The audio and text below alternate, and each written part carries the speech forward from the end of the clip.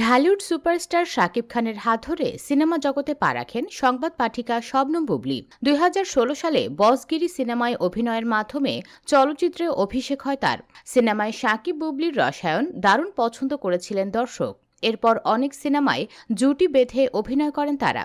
একসঙ্গে অভিনয় করতে গিয়ে একে অপরকে মন দিয়ে বসেন শাকিব বুবলী।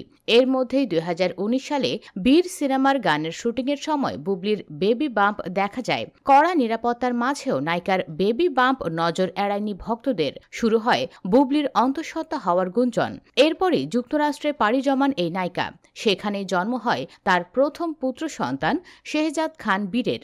এরপর বছরখানেক পর সন্তানকে নিয়ে প্রকাশ্যে আসেন বুবলী। গণমাধ্যমকে তিনি জানান তার সন্তানের পিতা শাকিব খান। তিনি আরও বলেন, পুবাইলে শাকিবের বাড়িতেই তাদের বিয়ে হয়েছে।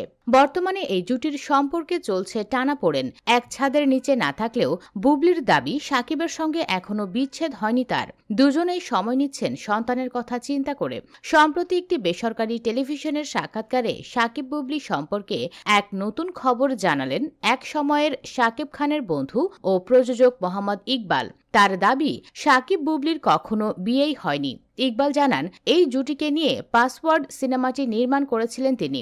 এমনকি বীর সিনেমার শুটিংয়ের সময়ও সেখানে উপস্থিত ছিলেন তিনি। বুবলীর অন্তঃসত্ত্বা হওয়ার খবর তিনি জানতেন, কিন্তু পুরো শুটিং ইউনিটকেই বিষয়টি গোপন রাখতে বলেছিলেন ইকবাল। ইকবাল আরও বলেন, শাকিব তাকে একাধিকবার বলেছেন তার বুবলীর সঙ্গে বিয়ে হয়নি, তবে বুবলী বলেছেন তাদের কাবিন হয়েছে। তিনি বুবলীর কাছে কাবিননামাও দেখতে চেয়েছিলেন, কিন্তু বুবলী কাবিননামা দেখাতে পারেনি। এর আগে ঢাকায় সিনেমার চিত্রনায়িকা অপু বিশ্বাসের সঙ্গে গোপনে বিয়ে সারেন শাকিব খান। তাদের সংসারেও আবরাম খান জয় নামে একটি পুত্র সন্তান রয়েছে।